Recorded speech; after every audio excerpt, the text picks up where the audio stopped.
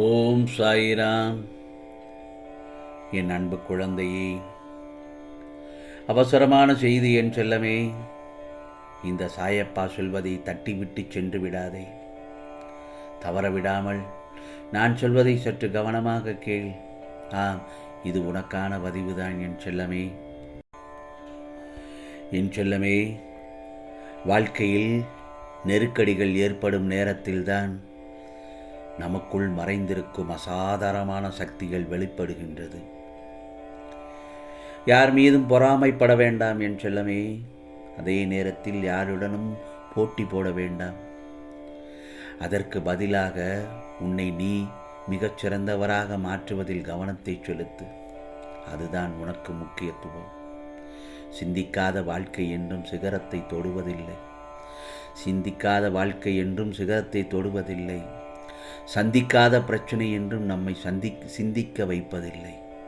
ஆகவே உன்னை கடந்து செல்லும் ஒவ்வொருவருக்கும் ஏதோ ஒரு வகையில் சின்ன சின்ன சஞ்சலங்கள் இருக்கும். உன்னை கடக்கும் நேரத்தில் உனது சிறு புன்னகை அவர்களுக்கு மிகுந்த உற்சாகத்தையும் நம்பிக்கையும் ஊட்டும். ஆகவே முகமலர்ச்சியோடு இரு என் செல்லமே. யாரிடத்திலும் புன்னகையோடு பேசு. அவர்களை கஷ்டப்படுத்தும்படி யாரிடத்திலும் வார்த்தைகளை கொட்டிவிட வேண்டாம். நம் லட்சியங்களை உயர்வாக இருக்கும் என்றால் உனது முயற்சியும் செயல் திறனும் அதைவிட உயர்வாக இருக்க வேண்டும்.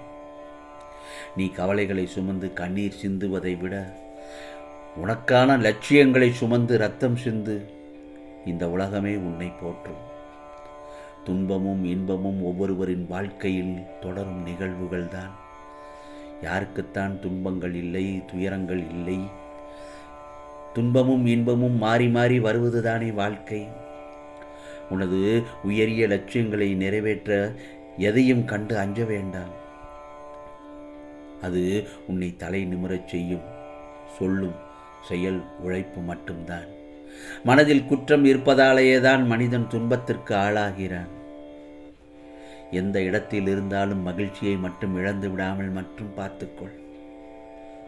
அதே நேரத்தில் சோம்பலுக்கும் இடம் அளித்து விட வேண்டாம். எப்போதும் எறும்பு போல் சுறுசுறுப்புடன் கடமையாற்று. பொறுமைக்கு சமமான பண்பு இந்த உலகத்தில் வேறு எதுவுமே இல்லை. மற்றவர்களுடைய மகிழ்ச்சியில்தான் நம் மகிழ்ச்சி அடங்கி இருக்கிறது. அதே நேரத்தில் தன்னைத்தானே அறியாதவன் இந்த உலகை ஒருபோதும் அறிய முடியாதுதானே. மற்றவர்களை நேசிப்பதை காட்டிலும் தன்னை முதலில் நேசித்தால் அவனுடைய வாழ்க்கை என்றும் மகிழ்ச்சியுடன் சிறப்பாக இருக்கும் என்பதில் சந்தேகமே இல்லை. அதே நேரத்தில் துன்பங்கள் வரும்போது அதை தைரியமாகவும் சாதுரியமாகவும் எதிர்கொள்ள நாம் கற்றுக்கொள்ள வேண்டும். துன்பங்களை கண்டு உடனே துவண்டு விடக்கூடாது என் செல்லமே. நேற்று என்பது தொலைந்து போன முகவரி. நாளை என்பது அறியாத முகவரி. அதேபோல இன்று என்பதுதான் நிரந்தரமான முகவரி. கிடைக்கின்ற காலத்தை பயனுள்ளதாக மாற்று. தோல்வியையும் துரோகங்களையும் ஒரு மனிதன் சந்திக்காத வரை அவனுடைய வாழ்க்கை முழுமையடையாது. சகலமும் நிறைந்தது தானே வாழ்க்கை. காத்திருக்க கற்றுக்கொள். எல்லாவற்றுக்கும் உரிய நேரம் இருக்கிறது. நீ அவசரப்படுவதால் உனக்கான நிம்மதி தொலையுமே தவிர நன்மை எதுவும் கிடைக்கப் போவதில்லை. வாழ்க்கையில் நெருக்கடிகள் ஏற்படும் நேரத்தில் அந்த சமயத்தில்தான் நமக்குள் மறைந்திருக்கும் அசாதாரணமான சக்திகள் வெளிப்படும். அதே நேரத்தில் யார் மீதும் அதிகமாக பொறாமைப்பட வேண்டாம். யாரிடமும் அதீதமாக போட்டியும் போட வேண்டாம். அதற்கு பதிலாக உன்னை நீ மிகச் சிறந்தவனாக மாற்றுவதில் கவனம் செலுத்து. இந்த உலகமே உன்னை திரும்பி பார்க்கும். சிந்திக்காத வாழ்க்கை என்றும் சிகரத்தை தொடுவதில்லை. சந்திக்காத பிரச்சனை என்றும் நம்மை சிந்திக்க வைப்பதில்லை. ஆகவே கோபத்தில் எது கிடைத்தாலும் வீசி எறிய எல்லோராலும் முடியும். ஆனால் அந்த கோபத்தையே வீசி எறிய ஒரு சிலரால் மட்டும்தான் முடியும். வாழ்க்கையில் பெரிய மாற்றங்களை நீ எதிர்பார்த்தால் நாம் அன்றாடம் செய்யும் பழக்க வழக்கங்கள் சிலவற்றை மாற்றிக்கொள்ளத்தான் வேண்டும். தோற்றம் எப்படி இருந்தாலும் கவலைப்படாதே. எண்ணங்களில் நீ அழகாய் இருக்கிறாய் என்பதுதான் முக்கியம். எப்படி பென்சில் பின்னாடி இருக்கிற ரப்பர் போலத்தான் பல பிரச்சனைகளுக்கு தீர்வு அதிலேயே அடங்கி இருக்கிறது. நாம் தான் அதை விட்டு விட்டு எல்லா இடத்திலும் தேடிக்கொண்டிருக்கிறோம். யாரையும் அற்பமாக நினைக்க வேண்டாம். சிறு தீக்குச்சியின் வலிமைதான் பெரும் இருட்டையே கிழித்திருக்கின்றது. விட்டு கொடுத்து போகின்ற மனம் இருந்தால் விட்டு விட்டு போகின்ற எண்ணம் எவருக்கும் எழாது. ஆம் செல்லமே, உன்னுடைய முதல் வெற்றி எதுவென்றால் உன்னை நீயே ரசிப்பது, உன்னை நீயே மதிப்பது, உன் மீது நம்பிக்கை கொள்வது. அதுதான் உனக்கான முதல் வெற்றி. புதைக்கப்படவில்லை, விதைக்கப்படுகிறோம் என்று உணர்ந்த விதை இருளுக்கு அஞ்சாது. ஒதுக்கப்படவில்லை, செதுக்கப்படுகிறோம் என்று உணர்ந்த மனம் தோல்விக்கு அஞ்சாது. அன்பாக இருந்தாலும் சரி, ஆறுதலாக இருந்தாலும் சரி, புரியாத இடத்தில் அனைத்தும் குப்பைதானே. அதே நேரத்தில் இந்த பிரபஞ்சத்தில் ஆபத்தான பயணம் எதுவென்றால்,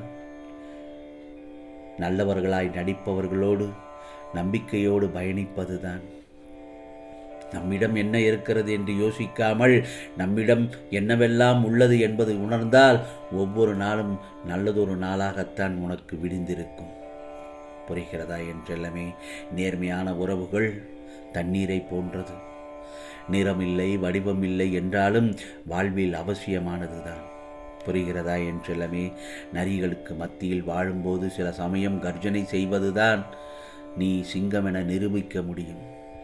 நம்மால் எந்த பயனும் இல்லை என தெரிந்த பிறகு பல மனிதர்களின் உண்மையான முகம் அந்த இடத்தில் வெளிப்படத் தொடங்கும்.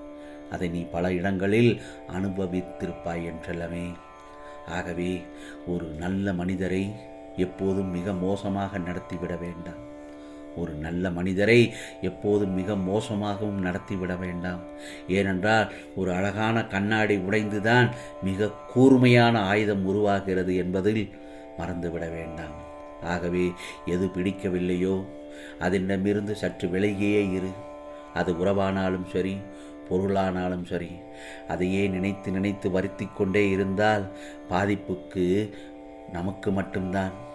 ஆகவே உனக்கான பதிவுதான் என் செல்லமே, உனக்கான பதிவுதான். இதை கேள். அவசரமான செய்தி என்று சொன்னேன். பல தத்துவங்களையும் நல்லதொரு செய்திகளும் உனக்காக சொல்லியிருக்கிறேன். இந்த சாயப்பா சொல்வதை கேட்டு நட. நிச்சயமாக உனக்கானதெல்லாம் நல்லதே நடக்கும், நல்லதே நடக்கும். ஓம் சாயிராம், ஓம் சாயிராம். ராம்ஜி அருள் கிடைக்கட்டும். ஓம் ஸ்ரீ சாயிநாதாய நமக.